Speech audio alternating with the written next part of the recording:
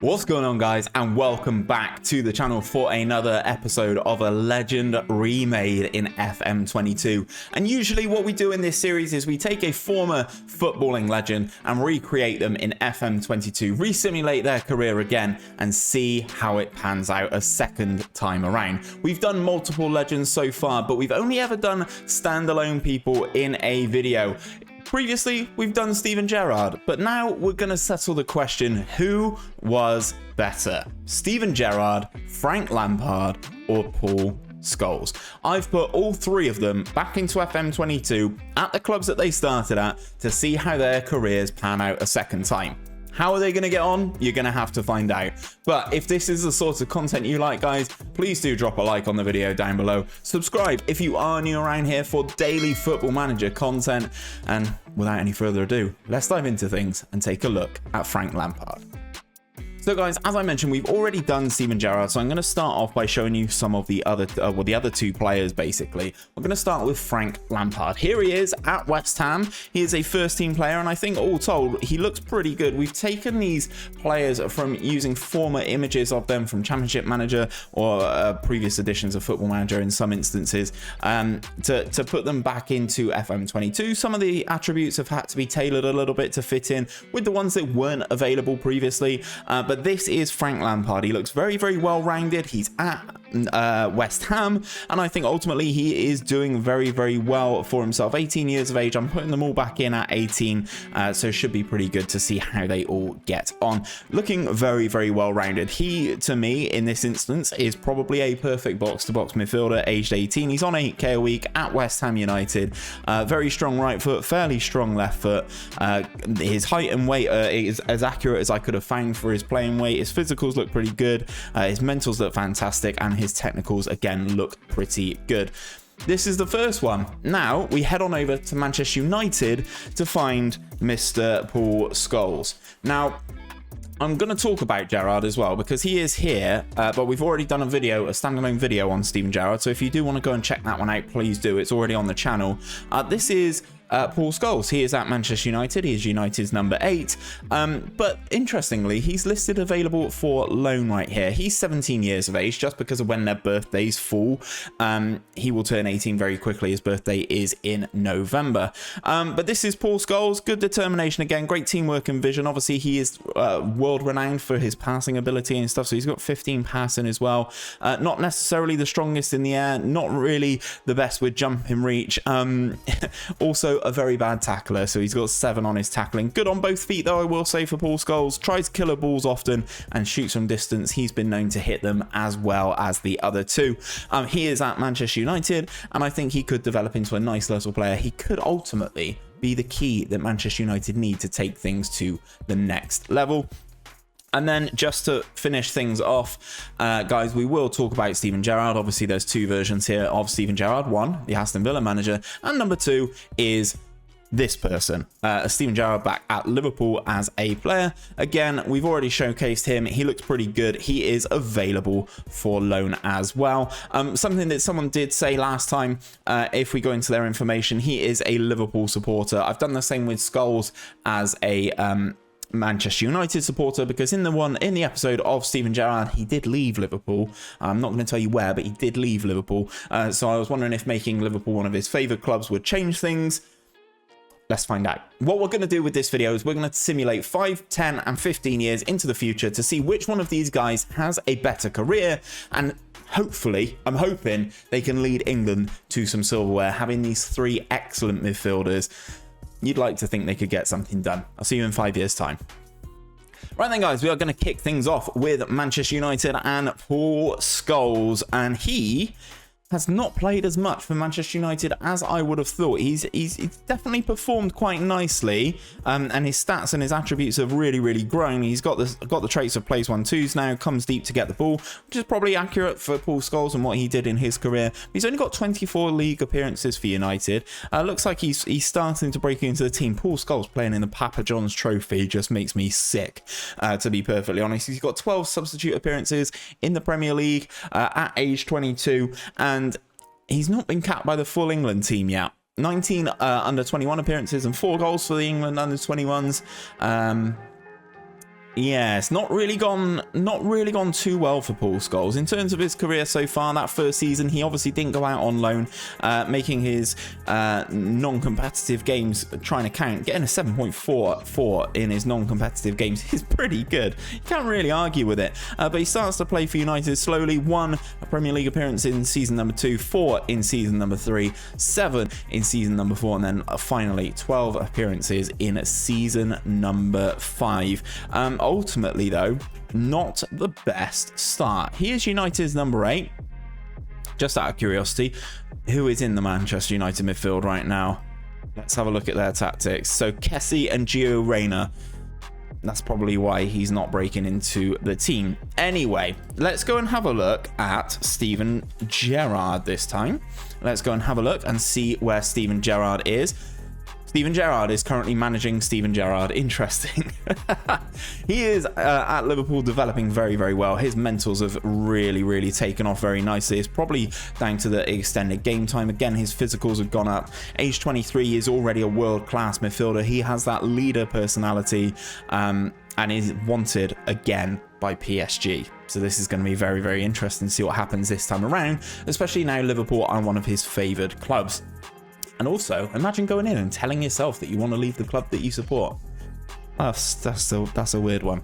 Anyway, he looks fantastic. In terms of his career stats thus far, this is how he's looking. First season, he only made 3 appearances for Liverpool, but it didn't take long for him to then break into that starting 11.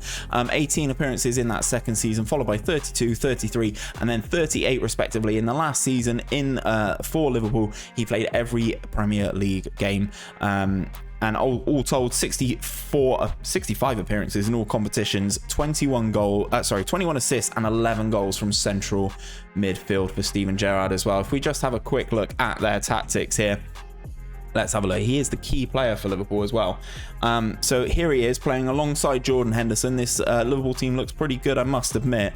Playing alongside Jordan Henderson, I think that would be quite good for him in real life. This is probably the best Liverpool team that Gerrard played in.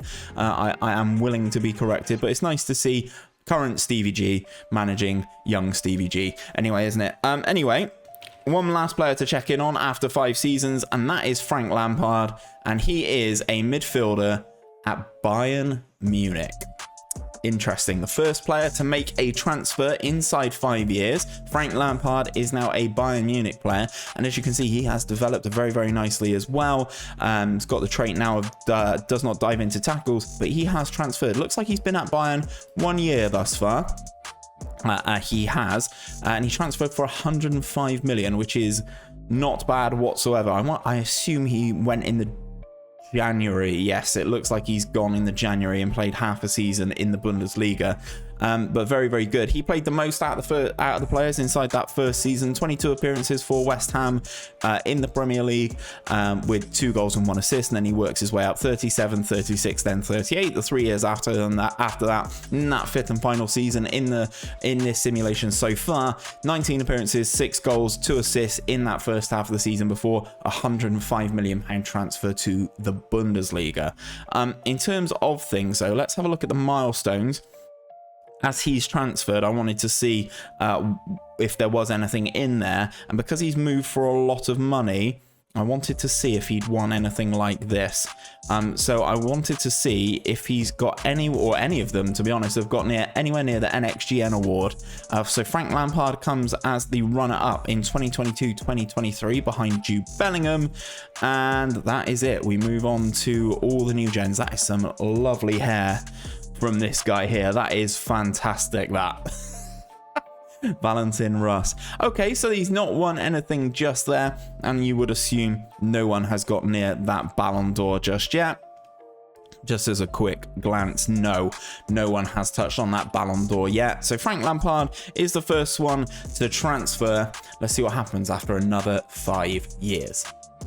So we are going to start where we finished last time out and do it in a reverse order this time. We have Frank Lampard. He is the number 7 at Bayern Munich, and looking at his attribute analysis, he is incredibly well-rounded now, dominating things for Bayern in the Bundesliga. He's got over 100 caps for England now, 103 caps, 25 goals for his country, and lighting up the Bundesliga by the looks of things. In terms of his career stats, in the last 5 years, it looks like he's played pretty much every game in the Bundesliga, averaging over a 7.73 in the Bundesliga is his worst season, and in the most recent 2 seasons, actually almost in all of his time in Germany, he's averaged over double digits for goals and assists, which is mad. In terms of milestones as well, he's part of the England seasonal best 11. Let me just have a little quick peek at this. Gerrard is here, Lampard is here, no Paul Scholes, which is very interesting considering I did lock their potentials to the exact same number. It was all just about who achieved things. So Frank Lampard winning Champions Leagues here at Bayern, very, very impressive. Is there anything in here for England? Not just yet by the looks of things. Nations League winners, which is good, I suppose. That's a positive, isn't it? DFL Super Cup, Bundesliga champion, blah, blah, blah, blah, blah.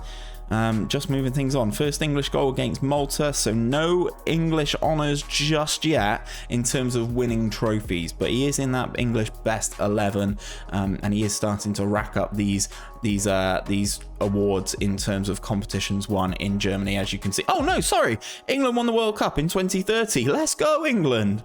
2-1 in the final in extra time. They beat Italy. Paul Scholes scored in the World Cup final. I didn't even think he was in the team. Anyway, Paul Scholes scores one of the goals in the World Cup final for England. Scholes and Gerrard alongside each other here. Wonder what happened to Frank Lampard. I'm just loading up the goal. We've got to see Paul Scholes' goal in a World Cup final, haven't we? Federico Chiesa getting the goal for Italy. Paul Scholes cancelling it out and Jude Bellingham scoring the winning goal. Here comes Paul Scholes then with his goal. England play the ball down the right-hand side, cut in towards the penalty area. They get there. It gets cut back to Jadon Sancho, and in comes Paul Scholes. And we've seen Paul Scholes score that goal a lot in real-world football. And he gets there and celebrates and slots it past, I assume, Donnarumma. It is Donnarumma. And this is revenge for the Euro final that has just happened, isn't it? England beating Italy to lift the 2030 World Cup. Interesting that Paul Scholes has scored the goal to get that, but Frank Lampard gets himself a winner's medal nonetheless. Let's have a look at Steven Gerrard. Interesting. Our young Steven Gerrard has joined Frank Lampard and is now playing alongside him at Bayern Munich. Wow. 81 caps for his country, not the same number as Lampard. 29 goals for Gerrard. Again, he looks very well-rounded, just like Gerrard would have done or was in real life, to be fair. Played the whole season. His career stats then, how much did he transfer for? 166 million to Liverpool for his services. That is a big, big outlay. But in one of these seasons, he's averaged over an 8.13 for Bayern in that 2029-2030 season. 16 goals, 22 assists, 12 player of the matches. That is ridiculous. Just out of curiosity now, I have to go and see. Nagelsmann is still the manager there. Captain is Gerrard, vice captain is Lampard, and their best player is Frank Lampard as well. So in terms of, oh, that's their schedule. I wanted to go and have a look at their tactics to see how they're doing it. This can't be it. They're not having Gerrard, Rashford, Lampard, Foden. They've got the England squad here. This is ridiculous. They've got them all on the bench as well. Obviously, they've got some new gents here. Wonder what they did in their last game of the season. Like, I imagine it's going to be near a Champions League final or something like that, isn't it? So they get knocked out in the Champions League quarterfinals. On that final day of the season, let's have a look at their... let's have a look. Was this their lineup here? Mariba is not a bad option in central midfield as well, is it? Let's have a look in the DFB Pokal semi-final and see what they did here. I just want to see someone who's tried to play Lampard and Gerrard next to each other in central midfield with Foden above them. That midfield is ridiculous. Diallo, Lampard, Gerrard, Adeyemi, this guy. Oh, this is not the Diallo I thought it was. This is a new gen Diallo. Alongside Lampard, Gerrard, Adeyemi, Foden in the hole, and then Marcus Rashford up top. Bayern are doing it the English way, which is very, very interesting. So Gerrard and Lampard playing next to each other in the same team. Obviously, he will be a World Cup winner as well, and he started to rack up the trophies at Bayern as well, left, right, and centre. So that does leave one man, and that is, if I can type correctly, Mr. Paul Scholes. Is he still at Manchester United? No, he's gone to Germany as well. It just goes to show, right, that these are the clubs that have the funds and the fact that they are well run to be able to go out and spend this money on these players. As I said, Scholes does have the same fixed potential of Lampard and Gerrard. I wanted them to be as level as humanly possible, with their different attributes winning things. As you can see here, Scholes much better in the vision and sort of technical side of stuff, definitely bad in the aerial, but that's to be expected. He finds himself at Dortmund. He is currently wanted by Chelsea. Less appearances for him, however, he's only scored one goal, which was in the World Cup final. I mean, there's not really much you can say about that, is there? He's World Cup winner because of his goal in the final. Lampard not to be seen there. Mental's great. Physical's pretty good apart from his jumping reach as well. He's got 20 balance as well. He is a world-class midfielder now. But he finds himself in Germany playing for Dortmund. They paid 48.5 million for him. That seems like a bit of a steal. He just didn't play for Manchester United. Paul Scholes not getting a look in at Manchester United. Who'd have thought? And then in the last 4 years, has plied his trade in Germany and has done very, very well. I wonder if Manchester United would end up buying him back. As I said, for his information, he is a Manchester United supporter. Still left. Favoured personnel, Eddie Howe. Who'd have thought? Okay, so far, I think Lampard's probably had the best career. However, Paul Scholes scoring a World Cup final goal, that's got to count for something. Let's jump forward 5 more years and see how the guys look at the end of their career. So then, guys, we are finishing up 15 years into the future. It is the 1st of July 2036, and this is Paul Scholes. He is still a Dortmund player. He is now a model professional in terms of his personality, a world-class midfielder, and I think since his arrival in Germany, he has been fantastic. He's got more appearances and more goals now for England, 44 caps and 7 goals for England. Obviously, he is battling it out as he did in real life against Lampard and Gerrard, and unfortunately, Paul Scholes was the one in real life that was overlooked. In his time in Germany, he's averaged over a 7.3 is the lowest, 7.31 in the Bundesliga. He's done very, very well, chipping in with almost double digits assists every season he's had in Germany. And I think ultimately for 48.5 million, Dortmund have got an absolute steal here. In terms of his career then, what has Paul Scholes won, just out of curiosity? Let's move a little bit further down. Let's have a look at the competitions that he's won. He's obviously won some stuff here. This was the World Cup that he scored the winner in there. DFB Pokal winners, Super Cup runners-up, Europa League, he's won that. World Cup runners-up the second time around. What happened in this final? We lose 1-0 to Germany, and I can't look at the fixture because it was too long ago. But he's won trophies here, nowhere near as decorated as he was at Manchester United. He did win a couple of Premier League trophies at United. He's won a Champions League there as well. He's done, actually, what's that? 1, 2, 3. He won 3 Premier League titles at United and a Champions League. It's not as decorated as he was in real life, but that is a good return nonetheless. And he's been successful since he's gone to Dortmund as well. First goal against Italy, age 26. That was obviously on the same day as that World Cup final. Who did he get his first appearance against, I wonder? That's all Dortmund and stuff. Let's scroll down. These are all the awards he's won, Supporters Player of the Year and all of this good stuff. He's done well, Paul Scholes. Ballon d'Or runner-up. I have to look. Okay. This is a bit of a spoiler. Steven Gerrard dominating the Ballon d'Or. Gerrard and Lampard as the duo. 22 goals, 20 assists for Lampard. Then, wow, it's like an England dominance. Gerrard, Lampard, Sancho, Gerrard, Lampard, Foden, Gerrard. Wow, this is consistent, isn't it? Mbappe, Benjamin Sesko, Gerrard, Lampard, Rashford, Gerrard, Lampard. Wow, it's like they're a tag team. Gerrard, Lampard, Erling Haaland, Gerrard, Scholes, and Benjamin Sesko, and then Gerrard, Lampard, and Erling Haaland. Wow.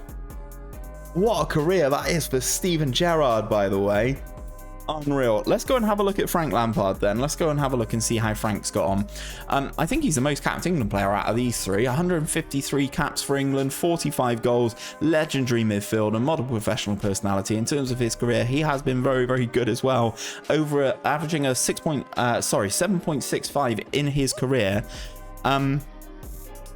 Unbelievable. He's just won stuff left, right, and centre. He's just won competitions and trophies, Bundesliga champions left, right, and centre. Basically every year by the looks of things. Bundesliga champions, Champions League winners. He's won the Champions League there. It's no real surprise looking at this Bayern team, is it? Just out of curiosity, I need to have a look at the Bayern team now. Have a looking at this, having a little look at their tactics. 𝘼𝙗𝙤𝙕, GERRARD, Lampard, yes, it's not bad, is it? They've still got Alphonso Davies as well, and then obviously you've got the smattering of the new gens in there. 𝘼𝙗𝙤𝙕, Rashford still there. They look very good, don't they? Bayern, unbelievable stuff though. So Frank Lampard's done pretty well, but given all the Ballon d'Ors that have been won, it's his teammate that has really done it. Which is really interesting, because when we did Gerrard on his own, he wasn't this good. He didn't dominate like this on the simulation that we did of Gerrard on his own. Model citizen personality, a legendary midfielder again. His mentals are absolutely brilliant. He's still fast for 33 years of age. Only just beaten by Lampard in terms of caps for England. 131 caps for England, 47 goals. So more goals, less caps for his country. Obviously, he's won that World Cup as well. Looking at his career stats, he has just blown everything out the water here over in Germany at FC Bayern. Those two as a tag team, when you see stuff like that, it really frustrates me that it just couldn't work for England, and I don't know why. It still baffles me as to why it didn't work for England, but when you see stuff like this in their careers and their attributes and stuff redone in FM, it really bothers me that that England haven't done better, basically. So we've runners up of that World Cup, as I said. He's obviously won the same amount of trophies as Lampard, but the ones for me are the awards. And as you can see, Ballon d'Or, he's won FIFA Pro Team of the Year. We'll go check that one out in a second. But goal 50s, he's won the goal 50. How's he done that? Absolutely smashed it. Fair play. You got Paul Scholes is trying to hold on to him, but it's just the Gerrard and Lampard show, isn't it? For the most part. Just the Gerrard and Lampard show. Fair play. Okay, we've already done the Ballon d'Or.